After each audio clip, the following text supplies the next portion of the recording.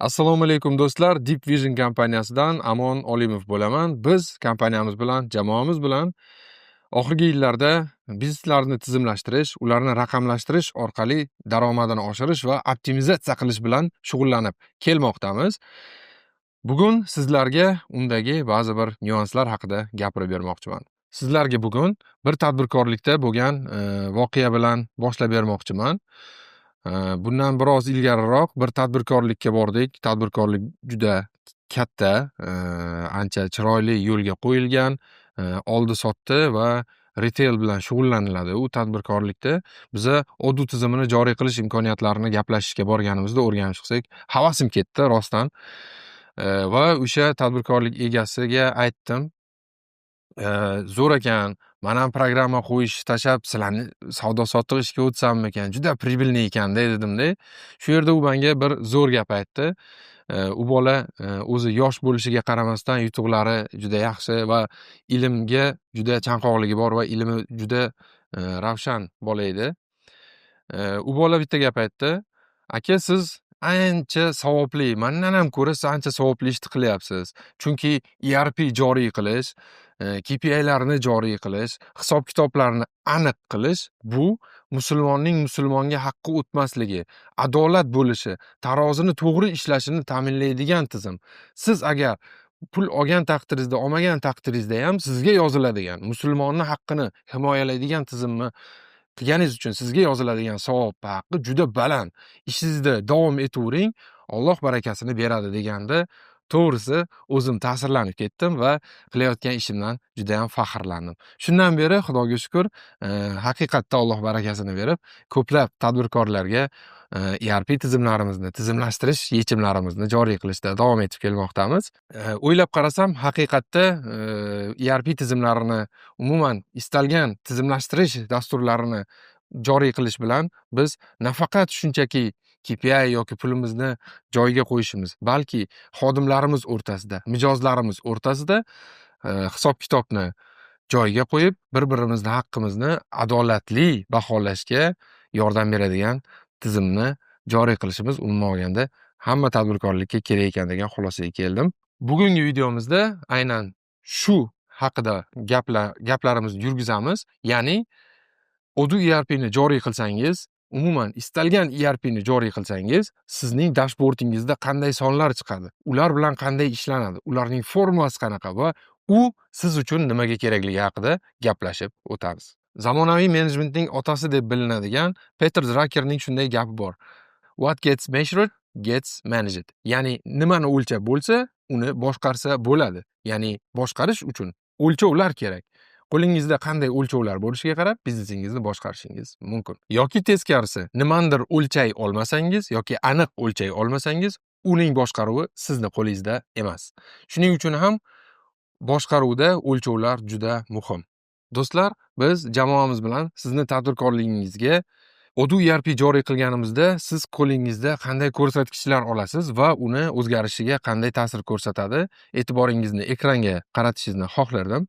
Ekranimizda Odoo tizimini joriy qilganingizda qanday bosh ekran qanday bo'lishini ko'rib turibsiz. E'tibor berishingiz mumkin, juda ko'p ikonkalar joylashgan. Bular nima? Bular har bitta modullari. Bu yerda ko'rishingiz mumkin. U sizning kalendaringiz, ichki messenjeringiz, ichki ilm oladigan, o'rganadigan platformangiz, kontaktlaringiz, CRM, sotuv, tochka продажalaringiz hammasi bo'lishi mumkin. Undan tashqari skladlaringiz, ichki событиялар, eventlar, saytingizni shu yerning o'zidan boshqarishingiz mumkin yoki bo'lmasam servis sentringizni shu yerdan boshqarishingiz mumkin.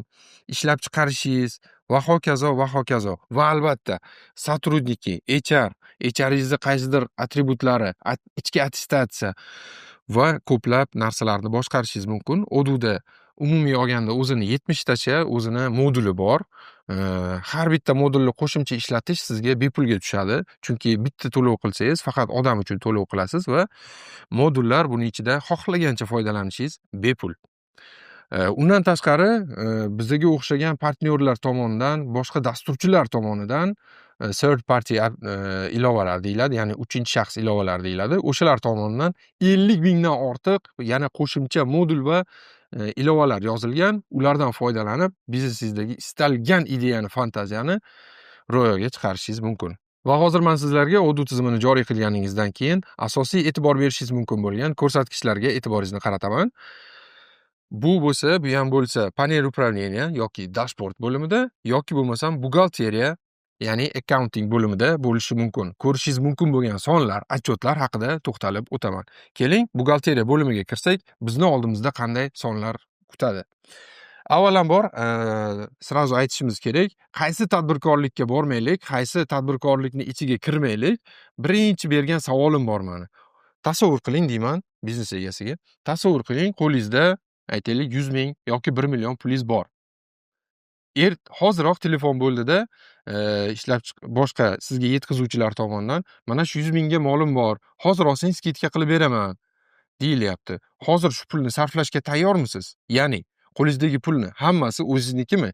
Ertaga bunga boshqa to'lovlaringiz tiqilib qolmaydimi desam, javob berishga deyarli hamma tadbirkor qiynaladi.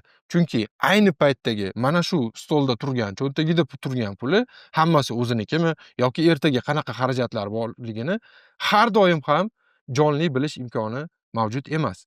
Chunki bir nechta tizimlar qo'yib tashlangan, aytaylik eng zo'r raqamlashtirilgan, tizimlashtirilgan bizneslarda ham 10 ta 15 ta ilovalar yoki alohida tizimlar o'rnashganda bir-biriga integratsiya qilinmagan. Buxgalteriya o'zini hayoti bilan yashaydi. U yerga qo'yilgan verifixlar alohida tizim bo'lib yashaydi, SAP alohida tizim bo'lib, sklad alohida tizim bo'lib, POS alohida, AMO CRMlar alohida tizimda yediniy bitta son ko'rsatib berish qiyinlashadi. Aynan o'sha paytda Odoo yagona ekosistema bo'lganligi sizga qulaylik olib keladi va o'sha 100 ming pulingizni qanchasi sizniki, qanchasi ertaga qayerga ketadi, indinga qayerga ko'rsatib beradi. Ya'ni mana bu yerda prodajaga e'tibor bersangiz, bu yerda yozib turibdi. Qancha pulini to'lash kerak edi, просрочено. Qanchadir pulingiz 36 ming mana bu yerda ko'rinyapti. Pulingiz kelishi kerak. Yoki 12 ta yana to'lanmagan cheklar bor, savdo cheklari.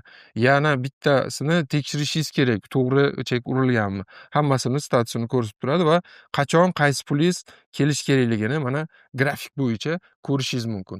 Shu bilan birgalikda покупки, ya'ni siz sotib olgan va pulini berishingiz kerak bo'lgan narsalarda ham xuddi sirazi kimga nech pul qarzligingizni ko'rsatishingiz mumkin. Bittasini tekshirishingiz kerak, 3 ta to'lovingiz, ya'ni $622 to'lov qilishingiz kerak. Keling, prodajada menga kelishi kerak bo'lgan pullarni shunchaki son sifatida emas, ichiga kirib, onlayn rejimda ko'rishingiz imkoniyatini ko'rib chiqamiz.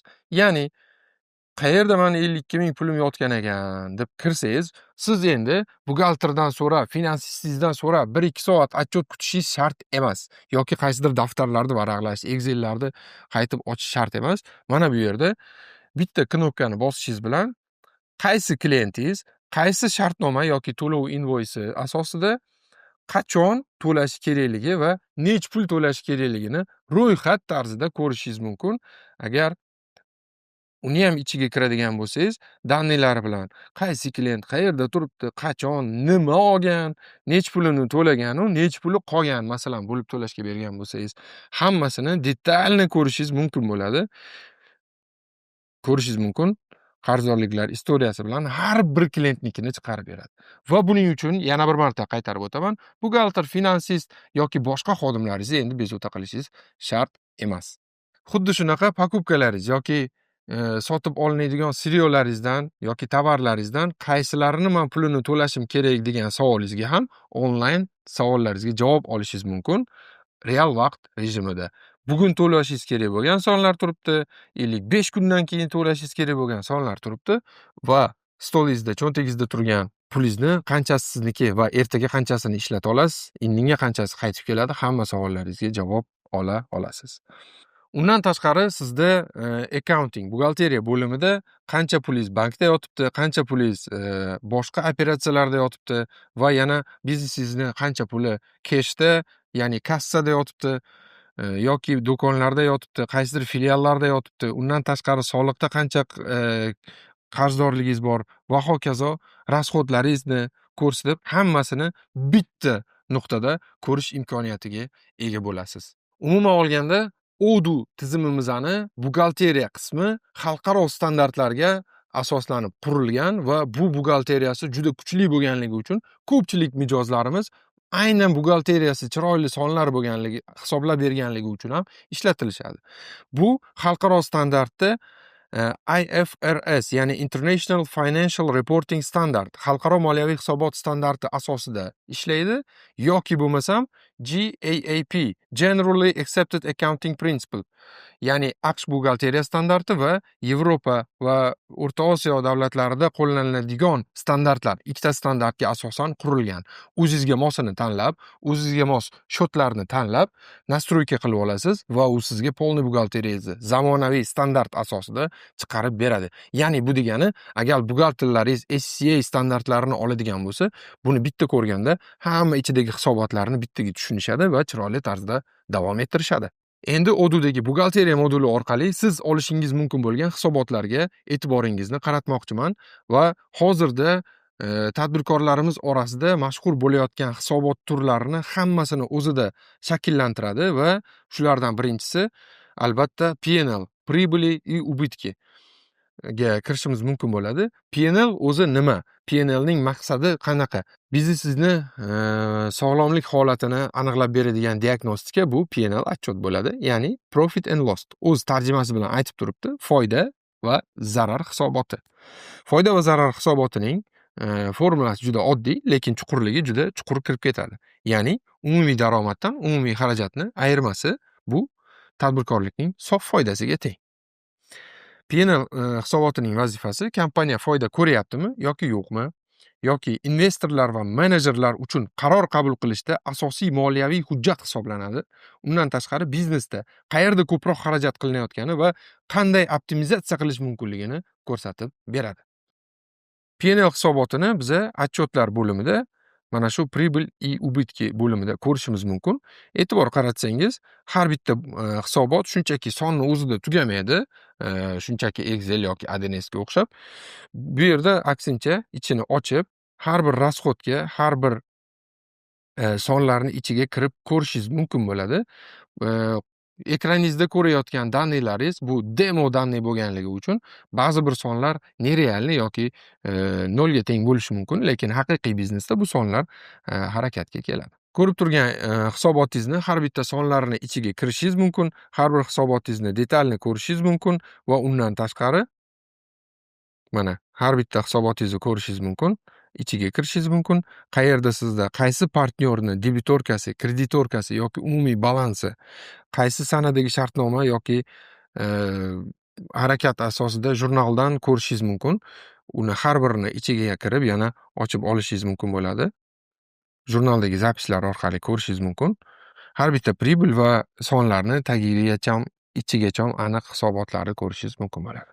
Undan tashqari mana shu hisobotni shunchaki Excel emas, jonli tarzda o'zgartirishingiz, periodlarni tanlashingiz, o'tgan kvartal bilan yoki o'tgan yilning mos davri bilan yoki boshqa istalgan period bilan taqqoslashtirishingiz mumkin, sravnение qilishingiz mumkin.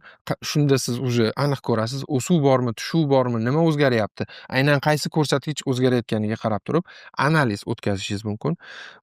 Yoki aynan qaysidir jurnal cash asosida, cashni jurnali asosida yoki imенно magazindagi hisob asosida yoki bank hisobingizdagi jurnal asosida ko'rsatkichlaringizni solishtirishingiz mumkin. Undan tashqari budjetingizni boshqa sonlarda ko'rishingiz, boshqa valyutalarda ko'rishingizni ham bemalol ta'minlab beradi. Hamma sonlarni xohlaganingizcha jonli tarzda o'zgartirib, o'zingizga qulay formatga o'tkazib ko'rishingiz va oxirgi momentda uni Excelga, PDFga yuklab olishingiz mumkin bo'ladi va shu bo'yicha o'z hisobotlaringizni investorlaringizga, shareholderlaringizga, xodimlaringizga, umuman kimga kerakli deb bilsangiz, ular bilan ulashishingiz ham mumkin bo'ladi. Xo'p, e'tiboringizni keyingi отчетga qaratmoqchiman. Bu ham bo'lsa balans hisoboti. Balans hisobotining maqsadi kompaniya qancha mablag' bor, u qancha qarzda va egalarining ulushi qanaqa ekanligini ko'rsatadi. Bu investorlar, kreditorlar va rahbariyat uchun muhim loyihaviy ko'rsatkich bo'lib, uni formulasi majburiyatlar plus kapital teng uning aktivlari. Ya'ni liabilities plus equity teng assets. bo'ladi. Ekraningizda ushbu formulani qo'yishga harakat qilamiz. Balans hisobotining asosiy 3 ta bo'limi aytib o'tganimdek aktivlar, majburiyatlar va kapitalga borib taqaladi. Bu hisobotni O'DUda quyidagi bo'limdan ko'rishingiz mumkin. Buxgalterskiy balans degan joyda aytib o'tganimdek aktivlar bo'limida qancha aktiv, qayerdagi aktivlaringiz hammasini detalni ko'rishingiz mumkin. Buni ichiga o'tib, yana detalni ko'rishingiz mumkin har birini. Masalan, bankdagi aylanayotganlar to'lovlaringiz bo'yicha aktivlaringiz yoki bo'lmasam keshda aylanayotgan aktivlaringiz bo'yicha ko'rishingiz mumkin. Undan keyin обязательство, ya'ni qarzdorliklar, man to'lashim kerak bo'lgan joylar, qayerga chiqarishim kerak bo'lgan pullarni hammasini bitta tablitsada yana detallarini ochib har birini ko'rishingiz mumkin bo'ladi. Undan keyingisi albatta kapital. Qayerda mani kapitalim yotibdi, qayerda mana aytaylik kapitalimga aloqador bo'lgan sonlar yotibdi, har birini bosib ichiga kirib ko'rib chiqishingiz mumkin bo'ladi. Va albatta buni natijasi qanaqa?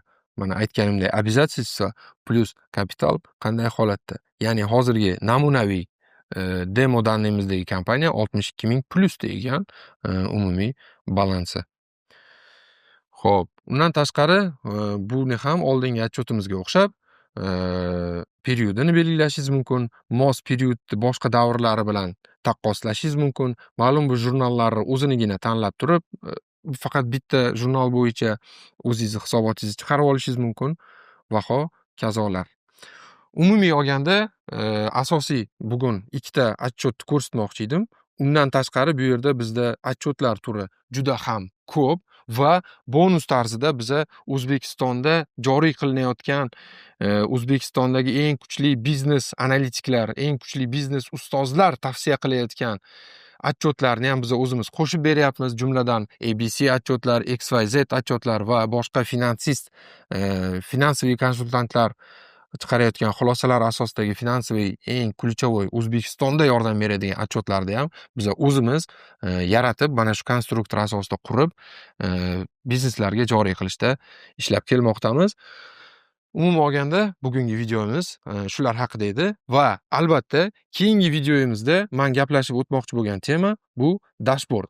Dashbord aynan biznesni hamma bo'limidagi hamma qayerga biznesni raqamlashtirish joriy qilingan bo'lsa, umumiy bitta nuqtada ko'rinadigan sonlari haqida bo'ladi. Keyingi videoda batafsil ko'rib oling.